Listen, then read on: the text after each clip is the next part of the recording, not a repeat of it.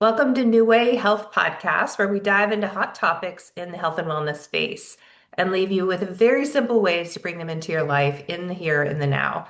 Today, we're going to discuss the hidden signs your body is asking for help. I'm Jennifer, and this is Emily. We're board certified and functional medicine certified health coaches, along with other specialties like hormone health, genetic testing, peptides, autoimmune support, and so much more. But let's dive into today's episode. It's about the hidden signs your body may be under stress. It's important to pay attention to those because if they're out of balance or needing deeper support, I would want you to know about it. So today in our time, we're going to cover afternoon fatigue, which so many people tell me, and I was there too. Were you, Emily? Like, did you have that Yeah. like afternoon slump? Yeah. Not yet. No, not yet. But Okay. I've had that in the past and corrected it. So we definitely want to make sure you're aware of like that is a symptom. Cravings that you might have, poor sleep, hair thinning, which I've dealt with all of these. I've dealt with every single one of them. yep, Brain hair fog, thinning. weight gain, low Mhm. motivation at different times in my life. And most importantly, like, why do these symptoms matter and are they connected in some way? So that's what we're really going to go over today.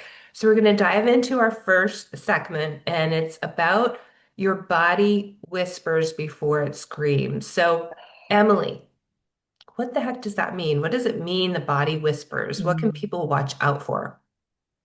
It's fascinating how the body will give you subtle symptoms, little warning signs that something is off, right? A lot of people ignore them because they think it's common and it's okay. But your body is built to tell you these little signs, hey, something's wrong, something's missing, something's lacking, you're not doing something that I need you to do. And it's important for you to listen to them. Yeah, absolutely. And Mhm. I think that's the thing that we do in our coaching really well is like trying to reconnect a person back to their intuition, their body, being mindful of paying Yeah. attention, because then that gives you so much. I don't know about you, but like even in my own care, it makes me feel empowered, that I can go to my doctor and know like what to say to them even, you know? Yes. So yeah. Yeah. Oh, So, oh, go ahead. I was going to say also we think it's okay, we think it's common, we think it's normal, so we just brush it off. But the busyness of our schedules will also sometimes give us that permission to ignore the warning body, the little signs that the body's trying to tell us. Because I'm too busy to pay attention. Absolutely. And I'm just Mhm. going to dive in with one right away here. Like just an example of this, which we were talking earlier about, is like constipation, is people thinking that it's Mm, normal to have yes. a bowel movement once every 3 days or every other day. And it is so not. So it's important Mm. for us to educate our clients about this of like, no, it should be a couple times a day. But it ends up, we talk to so many people like they think the norm is something that actually isn't normal and that creates havoc on your body down the road for sure, usually sooner than later. Yeah, Yeah, that's a one. hundred Yeah. percent. Busy, what It's you not think is okay. common, exactly what you said. Yeah. Yeah. Yeah. So what are some of like the positive root causes? Or I'm The sorry, root possible. Oh my God. What are some of the possible root causes here? plausible root Yeah. causes. Uh, Uh, Hormone imbalance, right? Hormone balance, blood sugar imbalances, chronic stress, nutrient mineral deficiencies, sleep disruption, inflammation, poor recovery habits, metabolic syndrome, where it all adds up. A lot of those things are the root causes. Absolutely. And we're going to dive into some of them now. So I promised you in the beginning what we'd cover, and it's like, let's dive into that because you may be feeling some of these and not realizing, again, like Emily said, we think it's common or we're busy, just caught up in our daily life. And the first one really I want to talk about a little bit more is this afternoon fatigue and cravings. So with afternoon fatigue, we think it's normal because everyone else around us is talking about it, right? Everyone, Yeah. right? But it's not really Mhm. everyone. There are people who really have their energy locked in, and that's what I feel nowadays. And so now I can actually reflect back on the time I didn't, and now what I feel, and I'm like, why didn't I figure this out sooner? Why didn't I talk to a coach or doctor about this sooner? And it's really that afternoon fatigue could Mhm. be often the case is blood sugar roller coasters. Yeah. So it's something we work with our clients a lot and have them wear a continuous glucose monitor. And we work closely with them so they really understand the readings they're seeing and can make live changes like in real time. It's so powerful. And some of the things that come up in that is skipping protein or not having enough protein. Yeah. Very, very big deal. And this I noticed in my own life. As soon as I started putting more protein in, I was like, wow, I am so leveled out. I'm actually creating that energy for my day. So I look at it now as like, how can I create energy as a currency in my life? I want more of it because everything seems possible. Excess caffeine could actually Yeah. lead to it. And you kind of have to figure out Mhm. your tipping point. Is like, is 2 cups good for you? Is 1 cup? Is a half a cup? What is it for you? Because you're different from the next person. And then poor hydration. Absolutely. This is really key for that, like regarding fatigue, is making sure that you are feeding your brain with more water and more water in your body. Just you end up thriving. You feel so alive, just like a plant. When a plant is dried out, if you visualize that, what happens? They wilt. We as people will wilt. So let's make our plants and ourselves actually just like really healthy. And then the stress hormones for sure. What's going on with your adrenal glands, are you wearing them out because of the busyness in your life, like I once did, and I burned out? So, so thing to ask yourself, just prompting questions. I'd love for you to like, if you're listening to this, write this down so you can kind of think about this later. Is do you need caffeine to function? We're talking about you. We're not talking about your office mate or person that you live with. Do you need caffeine to function? And then do you crash around 2 or 3 o'clock in the afternoon? And then the last question is, do you feel hangry? When you're hungry, you're actually angry and irritable. But what about cravings, Emily? Tell us more about Ooh. cravings. Ooh, I have notes on these, right? So sugar cravings. Sugar cravings could actually, what you already mentioned was, I'm not eating enough protein. I'm not eating protein in the morning, so I crave a bagel or a donut in the mid-afternoon, mid-morning. You could be under eating, so low calories. You're not eating enough, and that way you could be like craving the sugar or craving something to satiate you, but you haven't even barely ate today. A lot of busy women, men skip breakfast, skip lunch, and then only focus on eating dinner in the evening when they get home from work because they're so busy throughout the day, and so then they crave tons of sugar. Poor sleep. I don't know if you've ever noticed, but poor sleep, you'll wake up a little bit more craving sugar throughout the Mhm, day than if you would have gotten 7 to 9 quality hours of sleep. And then stress. Stress is also really important when you're craving that sugar. Like, am I stressed? Am I overworking myself? Am I not finding that balance with stress and decompression? And is that why I'm craving sugar? And then also another craving would be salt, right? mhm, People that crave salt. That would also then indicate maybe am I lacking minerals or am I lacking electrolytes, mhm, magnesium, potassium, sodium? Am I not getting that? A lot of people do the LMNT or electrolyte packets or Relight. There's so many out there. Are you not getting enough electrolytes in your life if you're craving salt, which you could see in dehydration, as you mentioned earlier, or then also if you have low blood pressure, maybe you're not drinking enough or having enough minerals and electrolytes in your life. mhm, Emotional eating is also a craving, craving the wrong things because you're stressed or you're depressed or you're lonely or you're bored, that emotional roller coaster ride that some people have when it comes to cravings.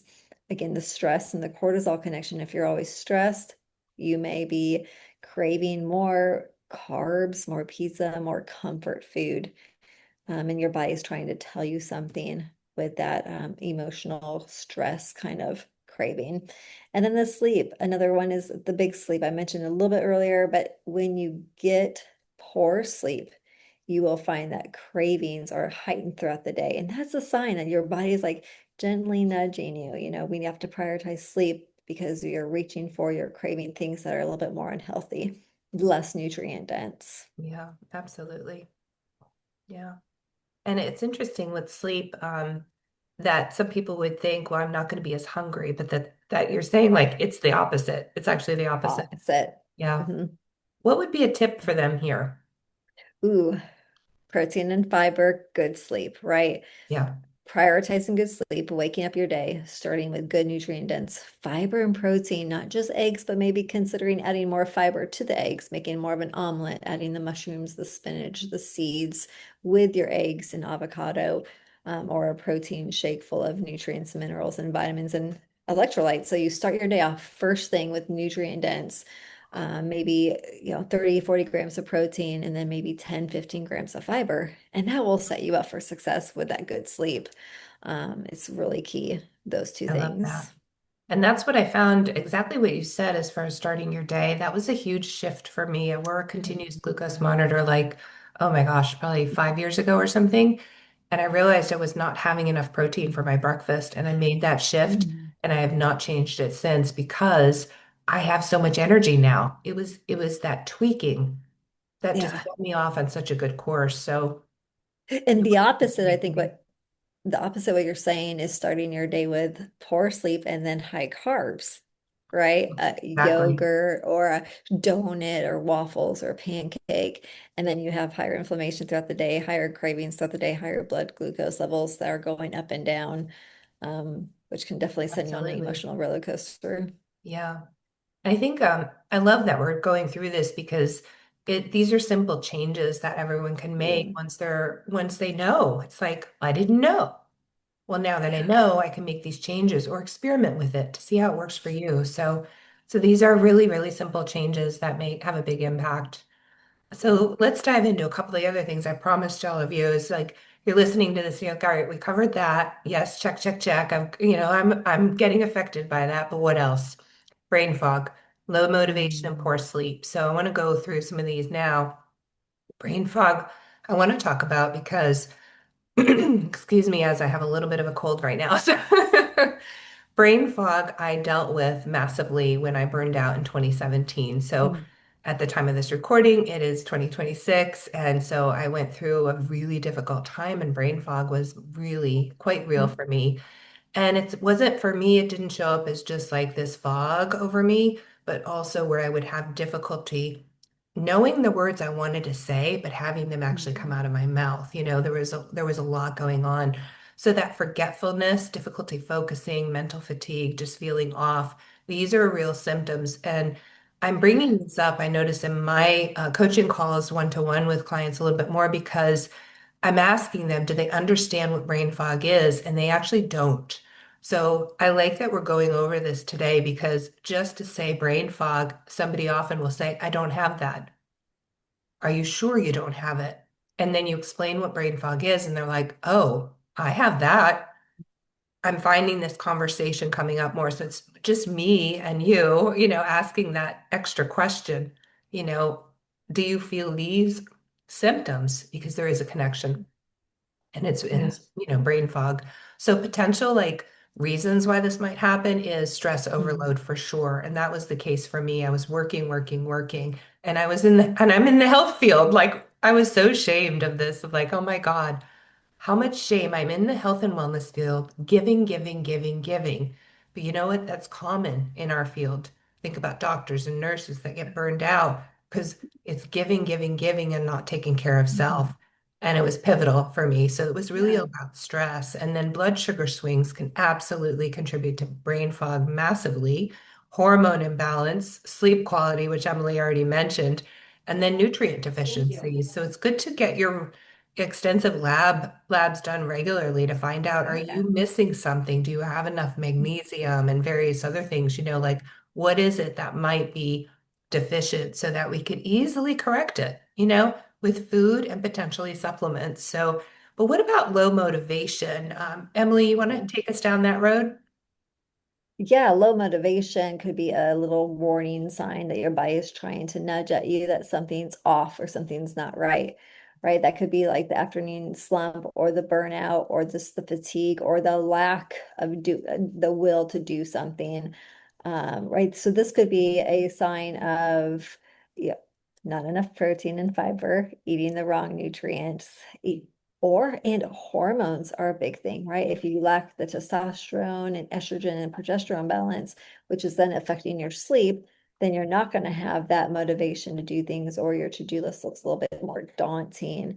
I mean, you become fatigued. The the mindset is like, oh, I just don't have the energy or the motivation to deal with today. Those are, are you burnt out? Hormones are off, blood glucose regulation, really poor sleep, and then just that lack of recovery of I can't wait till the weekend. I need to recover. I need a rest. I need to get good sleep because I can't make it through my week. You, you mentioned sleep. Can we dive into that one a little bit more? Because Mm. sleep is so specific. So tell us more about that. Mm. Well, I love the Sleep Foundation, the National Sleep Foundation Institute, right? They are so good with sleep. And people don't realize how important sleep is, and it affects the rest of their day in multiple ways, right? So, do you have problems falling asleep? If you're falling asleep, 30, 45 minutes when you lay your head on the bed, that is a big deal. Like, you should be falling asleep pretty quickly, 10, 15 minutes when you finally close your eyes to go to sleep. So, trouble falling asleep, then trouble staying asleep. Are you waking up at 2, 3, 4 o'clock in the morning? And then having racy thoughts, your to-do list is there. You can't stop thinking. You have anxiety or think about the today, the tasks at hand for the day. That's a warning sign, adrenal fatigue, cortisol, blood sugar, hormones, your liver is telling you something. Something is off if you're waking up between 2, 3, and 4 o'clock in the morning. Racing thoughts, right? You can't fall asleep because the racing thoughts maybe is a magnesium deficiency. B6, helps with the calming out, or ashwagandha, some herbs, some teas at night to help L-theanine to calm, lemon balm to help calm those racing thoughts to get you. It's not okay. It may be common, but your body is telling you something with the racing thoughts. And then the nighttime cortisol spike, when you're waking up and your heart is racing and your heart's palpating and you're sweating and you're like, oh my gosh, what's going on? Could be hormonal, right? Insulin's a hormone, so Mhm. is testosterone, progesterone, cortisol. Think about hormones and why you're waking up with sweating or heart palpitations at 2 o'clock in the morning. Absolutely. And at any point in time, it's always good to do lab work, and contacting your doctor or working, if you work with us, we actually prompt you to do what tests to actually ask your doctor for so you can advocate for yourself. So those things are really, really important. What about tips? Because many people they're trying to create a nighttime routine, but it can be Oh. really hard. Sometimes their morning routine is so locked in, and then they're like, I Mhm. struggle at night. So what tips do you have for them? When it comes to sleep specifically, the Mhm. tips can be pretty large amount of tips, right? It could be very daunting of, oh my gosh, I have to do all of these things in the evening Mhm. to calm down. My favorite saying that I like to tell clients all the time is, your tomorrow starts today at 5. Mhm. So anything that we do after 5 p.m. really does affect our tomorrow because 5 p.m., 6 p.m., 7 p.m., 8 p.m., 9 p.m. affects how we sleep. Yeah. And so thinking and trying to transition your mindset, okay, I have to get ready for the evening, dimming the lights, trying not to have too many heavy carbs, too much alcohol at night, too close to bedtime. I think the research says 3 to 4 hours prior to sleep, you should not be eating food. Let your body digest, lower the glucose levels, get rid of your insulin spikes, right? Take a gentle walk after dinner. It doesn't have to be anything vigorous, but 10, 15-minute walk with your dog, with your loved one, to help decrease the glucose spike and also get you outside, watch the sunset, trying to mimic that, the campfire and the sunlight of, okay, my body is getting ready to decrease cortisol and increase melatonin. Hot baths, right? A calming bath, burning candles, Mhm. stretching, meditation, deep breathing, journaling. A lot of people love those people with the racing thoughts. Dumping your mind right on a journal and piece of paper is really beneficial. Yeah. But then trying to stay away from blue light and Yeah. scrolling. Oh, That's so many huge. people, we run that DNA Yeah. test all the time and that COMT gene, the worrier gene. When Mhm. they scroll on their phone, they tend to get more anxious and it's consuming. It definitely wreaks havoc on their sleeping patterns when they're doom scrolling on the phone. Um, Absolutely. Yeah, I'm glad you yeah, brought up. It's fun to do the genetic testing because it's just yet another piece to the whole. We always look at kind of three sectors. Is what are you telling us? When we yeah, meet with somebody, you have the most intelligence of your own body. So our job is like extract that out of you with various questions so we can put a timeline to things and what's going on and all of your symptoms. And then you've got real-time lab work, what's going on from the lab work, the recent stuff. But then when you pair all of that with genetic testing, you have a whole picture. And so that's what we love to do here. And our clients, like, they're just like, I see it now. I see, how this is all playing a role with my health. And then it's like you're more apt to make changes because it's clear. Yeah. The And data is it's independent, clear. it's personalized. Like it's not like a Yeah, general TikTok kind of statement. It's no, this is yeah, what my genetic makeup is, and this is what I need to do to support absolutely. that. Yeah. So, well, let's dive into now like hair thinning and weight gain because you might be having that symptom, one or the other. I'm going to talk about hair thinning first. And this possible connections to this is hormone imbalance. This is a big one, thyroid function, which is obviously still under the umbrella of hormone imbalance. Stress is another, iron deficiency, nutrients again. So we do want to look at like there's multiple reasons why this might be happening, not just going to one. Here's what I see a lot is hair's thinning, and then it's, asking AI or Google or whatever, what should I use? So now all of a sudden there's a direct link for people immediately buying a product. And you're like, how do you know what it is? You know, your hair thinning could be from a thyroid, your thyroid out of whack. And that was my case. So when I burned out, then all of a sudden Hashimoto's thyroiditis roared in my life as an autoimmune disease, and which is a thyroid, dysfunction. And so that's why can you imagine if I just started buying products, how much money I would have spent on the wrong things? But I didn't. I went to a functional medicine doctor, got labs drawn, and then this Yeah. picture started coming together. So reality is I needed to help my adrenal glands and help my thyroid. Yes. And then all of a sudden, and now I've got like a ton of hair, so as you could see, right? Um, but yeah, it's just like you don't know. So don't just quickly run to a product. We want to help you like put all the pieces together. And then like so many women particularly, I know men too, they just think it's a sign of aging. It's like, well, I'm just aging, right? So that's that, right? But no, there's so much you can do about it. So I really encourage you to just connect the dots and pay attention to that symptom. How about weight gain? Because this is a really Oh, big deal, especially for men and women, weight around the middle and all of that. So let's dive into that, Emily. Jen, real fast, I can't leave the conversation without something else I've been experiencing with my patients and clients, and it's been life-changing actually, Mhm. with the hair thinning that you were just talking about.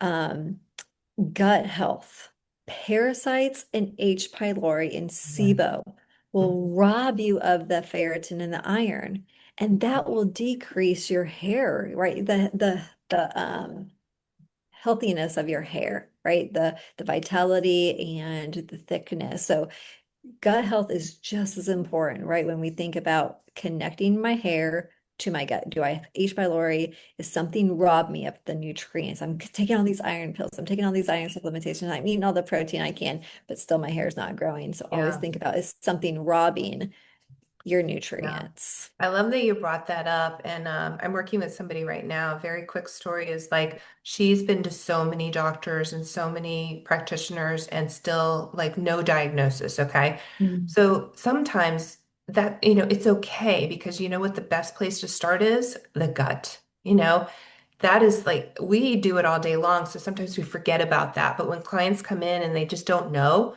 that's okay. We've got you covered. We're going to start most likely with Yeah, elimination diet and also put a continuous glucose monitor on you because we got to get your gut healthy. And yeah, often, like, but what always happens, they're like, oh my God, I feel so much better. And all I did was focus on my gut health because yeah, it's like a master area that can mm, have lots of symptoms. So yeah. And we yeah, can weight definitely, gain is another thing yeah. that can often be from gut health too.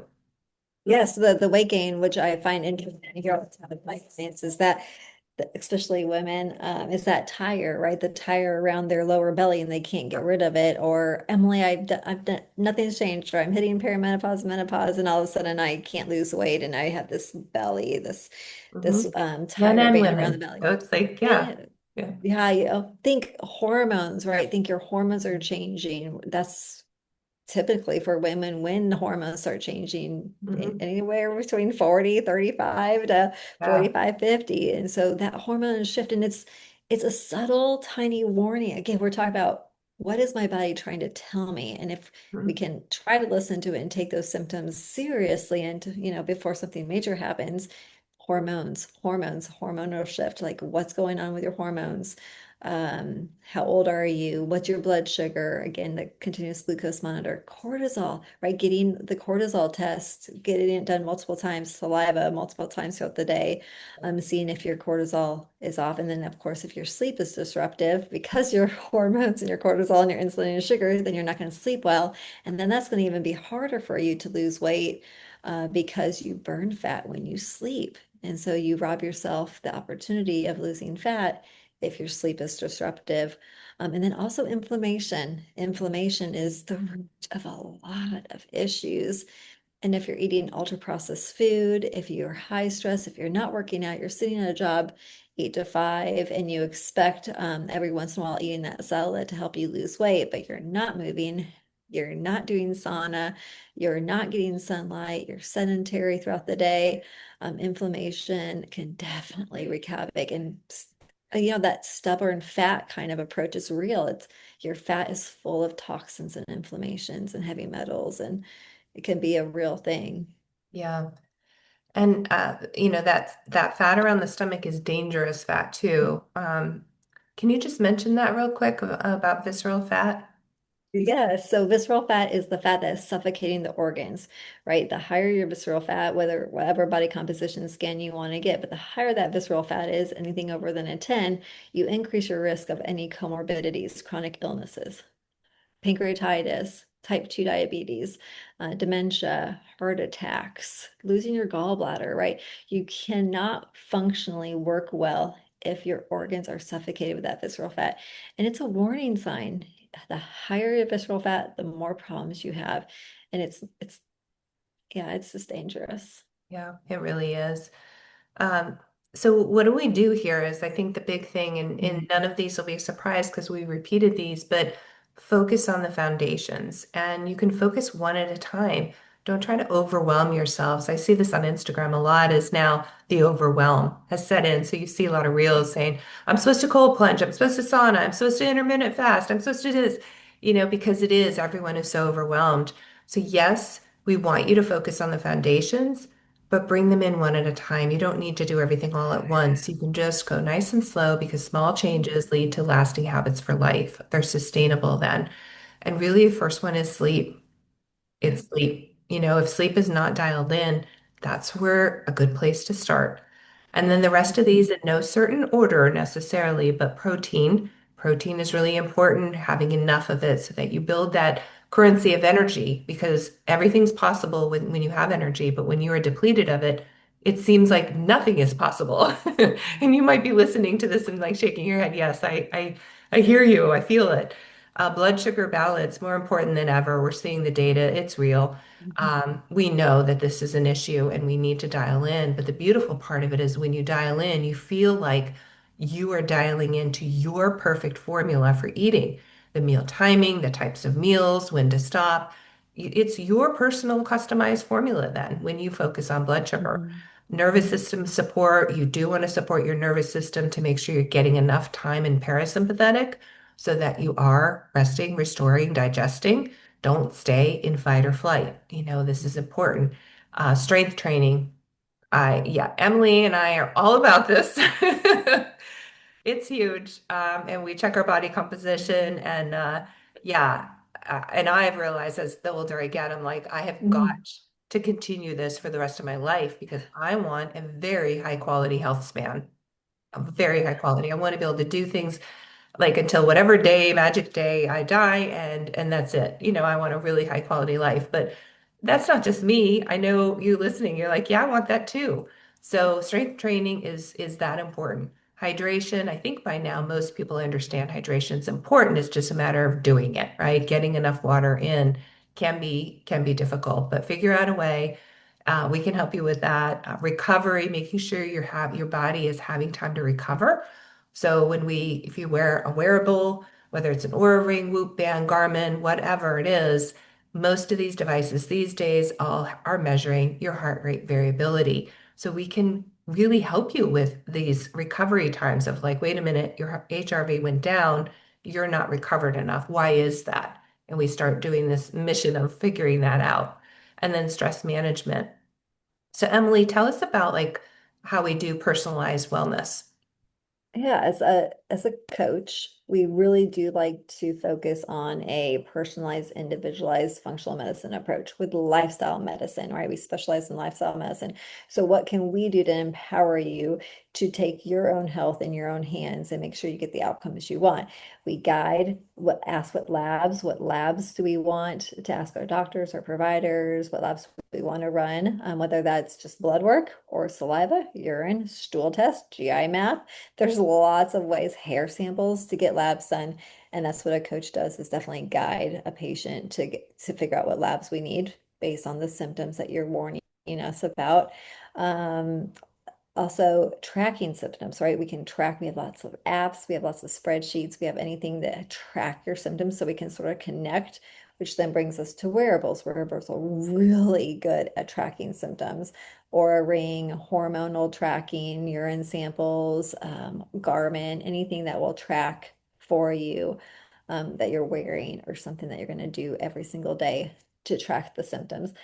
My favorite is the DNA test, right? It's a personal, individualized approach. We can run a DNA test to see what you need and what areas, what you're saying that, what TikTok or social media is saying, what areas do I need to focus on based on my personal DNA, CGMs, and then also personalized nutrients, right? We'll figure out what should you be eating, how you should be eating it, when you should be eating it, fasting window, intermittent fasting, etc.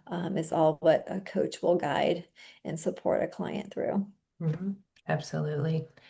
So I just want to bring this all together as like your symptoms are not random. They are not Mhm. random.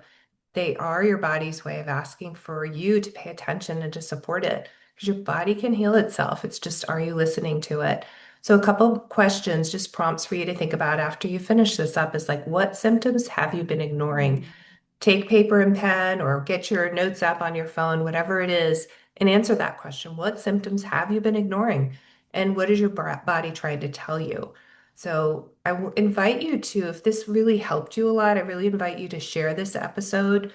Would love for you to subscribe to our YouTube channel and reach out for coaching if you want that individualized, personalized approach to your health and wellness, in a 360 fashion. So your body is always communicating with you. So just we help you with that, being the mindfulness. And the question is like, are you actually listening to it? So any last words, Emily, before we say No, goodbye? All right. thank you. A great conversation. Yeah, I love this one. So just go out and make it a great day and go see the sun, have a nice walk, and we'll see you next time. Bye for now.